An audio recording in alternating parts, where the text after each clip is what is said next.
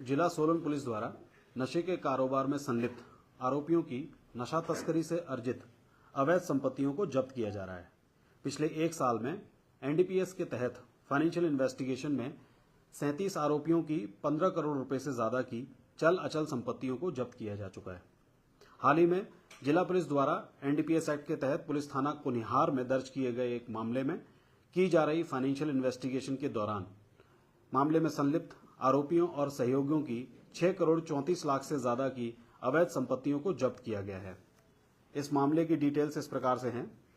कुनिहार क्षेत्र में काफी सालों से एक कुख्यात नशा तस्कर धनीराम उर्फ गल्लू सक्रिय था, जो कुनिहार, सोलन, अर्की, दाड़लाघाट, बिलासपुर, शिमला आदि क्षेत्रों में नशा तस्करी करता था और इन क्षेत्रों में रहने वाले लोगों को नशे के सामान की सप्लाई कर रहा था तथा पक्के ग्राहक बनाकर सुनियोजित तरीके से नशे की तस्करी को अंजाम दे रहा था, जिसे पुलिस द्वारा पिछले 1.5 साल से पकड़ने की कोशिश की जा रही थी।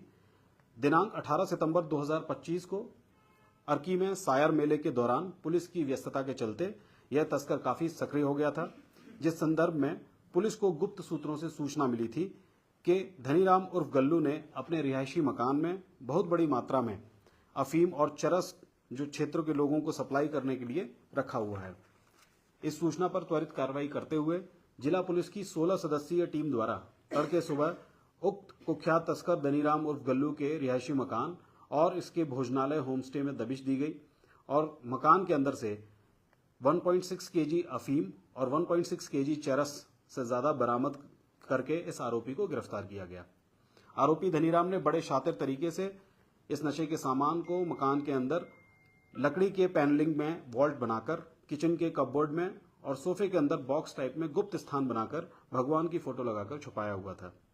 जांच के दौरान यह भी पाया गया कि आरोपी ने ड्रग्स के अवैध कारोबार से अपने तथा अपने परिवार के सदस्यों के नाम पर काफी अधिक संपत्ति अर्जित की है, जिस पर अभियोग में एनडीपीएस एक्ट के प्रावधानों के अनुसार फाइनेंशियल इन्वेस्टिगेशन अमल में लाई गई, जिसमें आरोपी धनीराम किसी भी प्रकार का काम धंधा या व्यवसाय करना नहीं पाया गया, जो छोटे मोटे तरीके से साल में कुल 18,000 रुपए ही कमाता था और सिर्फ इतने लंबे समय में नशा तस्करी करके इसने न सिर्फ अपने नाम पर बल्कि अपने परिवार के सदस्यों के नाम पर भी बहुतायत संपत्ति, जिनमें 5 मंजिला आलीशान मकान का निर्माण, रेस्टोरेंट और होम स्टे का निर्माण और संचालन, कमर्शियल व्हीकल जैसे जेसीबी, टिपर और अन्य गाड़ियां, सोने के गहने और बैंक अकाउंट में कैश आदि की अवैध संपत्तियां अर्जित की हैं, जो जिला पुलिस द्वारा आरोपी धनीराम की 6 करोड़ 34 लाख रुपए से ज्यादा की इन अवैध संपत्तियों को जब्त कर लिया गया है।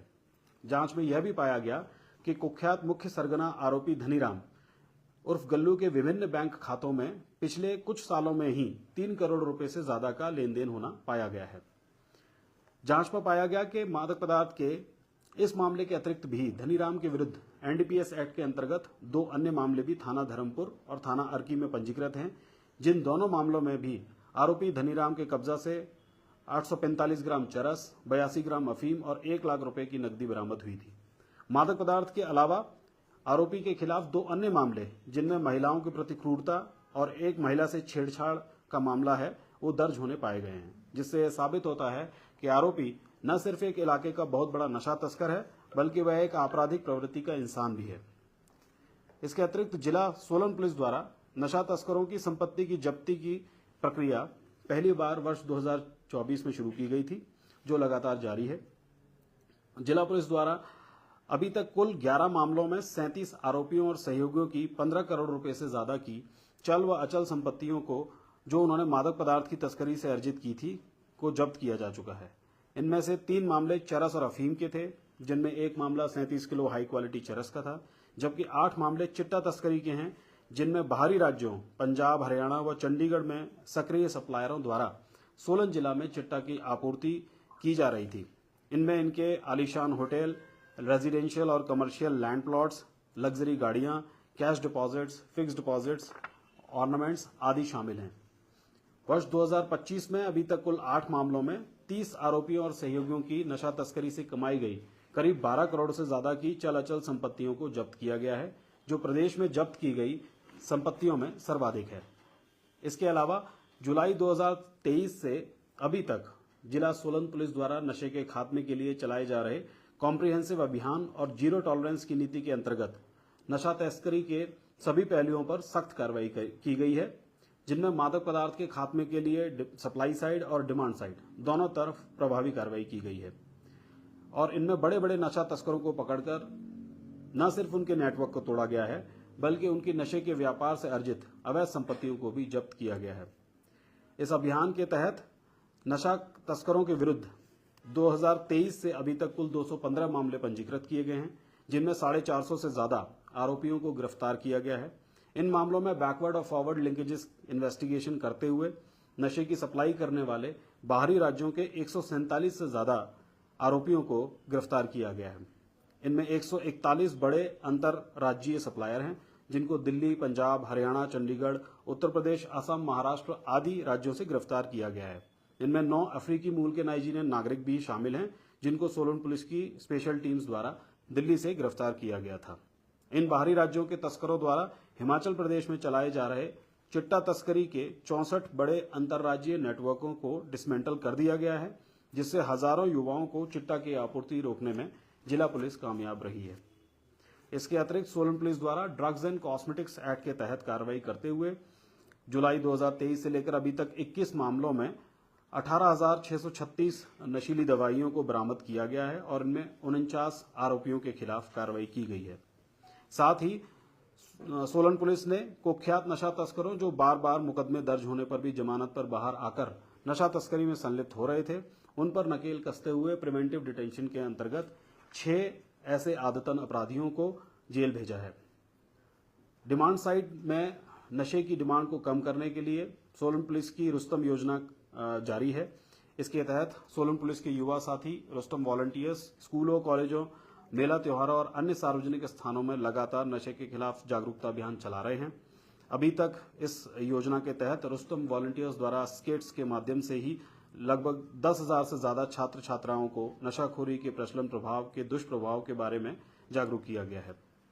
जिला पुलिस द्वारा नशे के खिलाफ कार्रवाई में स्कूली छात्रों की महत्वपूर्ण सहभागिता सुनिश्चित करने के लिए सभी राजपत्रित अधिकारियों द्वारा एक स्कूल को अडॉप्ट किया गया है, जिनमें इन अधिकारियों द्वारा गोद लिए गए स्कूलों में लगातार संवाद किया जा रहा है। धन्यवाद। सर,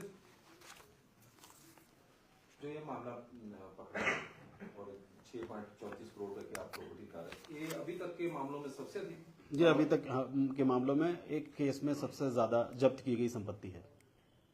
इन प्रॉपर्टी को कर क्या रहे हैं सर? जैसे मतलब जो आप सील कर रहे हैं, उसके बाद क्या इनकी ऑक्शन हो रही है, क्या कार्रवाई हो रही है? इनमें जिन जिन मुकदमों में आरोपियों की कन्विक्शन हो रही है, उनको सजा हो रही है, उन मुकदमों में ये प्रॉपर्टीज ऑक्शन हो जाती हैं।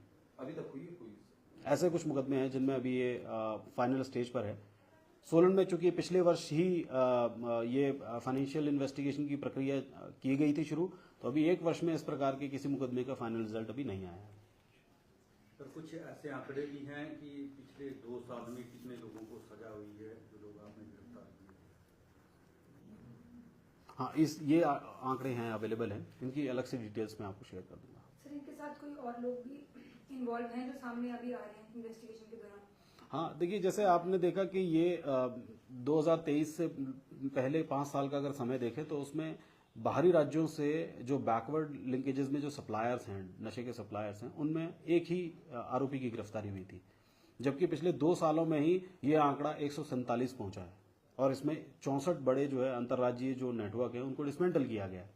इसलिए मेन सप्लायर्स जो खास करके चिट्टा तस्करी के, वो प्रदेश के बाहर हैं और वो दूसरे राज्यों में बैठकर इन नेटवर्क्स को चला रहे हैं। इसमें बैकवर्ड लिंकेजेस की इन्वेस्टिगेशन करके सोलन पुलिस ने इन तस्करों को न सिर्फ गिरफ्तार किया है वहां से, इनके अलावा इनकी जो प्रॉपर्टीज हैं उन प्रॉपर्टीज को पंजाब, हरियाणा, चंडीगढ़ आदि जो स्टेट्स में हैं उनको वहां पर जब्त भी किया है।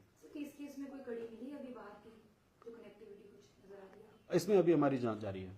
क्योंकि सर आपने बताया कि जो कारोबार था, जो आरोपी है कि पूरा नशे के ऊपर ही था, तो और काफी आलिशान भवन भी बनाए हैं, तो काफी साल लगे होंगे इस कारोबार को खड़ा करते और ये कारोबार में इन्वॉल्व हो। तो क्या वजह रही कि पुलिस की नजर में काफी लेट कार्रवाई हुई? देखिए, इस आरोपी का जो नेटवर्क है वो बहुत पुराना है और इसका जो मॉडस ऑपरेंडी है वो पुराने तरीके से है। जैसे मोबाइल का कम इस्तेमाल करना, टेक्निकल एविडेंसेस ना रखना, और जो ऑर्गेनाइज्ड तरीके से जो पुराने कॉन्टैक्ट्स हैं, पुराने कस्टमर्स हैं, उनके थ्रू इस नेटवर्क को बढ़ावा देना और इस ड्रग ट्रेड को बढ़ावा देना, ये इसकी मॉडस ऑपरेंडी में रहा है। ये जो होम स्टे चला रहा था सर, इसको लेकर क्या सामने आ रहा है? सिर्फ नशा तस्करी थी कि या कुछ और काम भी? जैसे मैंने बताया कि आरोपी की सालाना जो आय है वो 18,000 रुपये के आसपास है, और पिछले लंबे समय से किसी भी तरह के आय के साधन ना होने के बावजूद होम स्टे बनाना, 5 मंजिला आलीशान मकान बनाना, और कोठी और हरिपुर जो 2 और जगह हैं वहाँ पर भी रेजिडेंशियल हाउस बनाना, और गोल्डन ऑर्नामेंट्स रखना, और कैश रखना, और व्हीकल्स भी रखना, तो ये बिल्कुल भी उसकी आय के अनुरूप नहीं है, ना उसके परिवारीजनों की आय के अनुरूप है। और ये सभी सारा का सारा धन जो है, ये संपत्तियां हैं, वो नशे के अवैध व्यापार से अर्जित की गई हैं। सर ये मेन सप्लायर था या पेडलर था? ये एक मेन सप्लायर है, मुख्य सरगना है ये। कितने लोग इसके कांटेक्ट में थे? हाँ, इसमें अभी हमारे जो है उसमें इन्वेस्टिगेशन में जांच चल रही है, और इसमें कुछ लोगों के कॉन्टैक्ट्स आए हुए हैं जिन पर अभी कार्रवाई की जाने बाकी है। सर कितना कैश इसके बैंक में पता चला है, कुछ कितना है? बैंक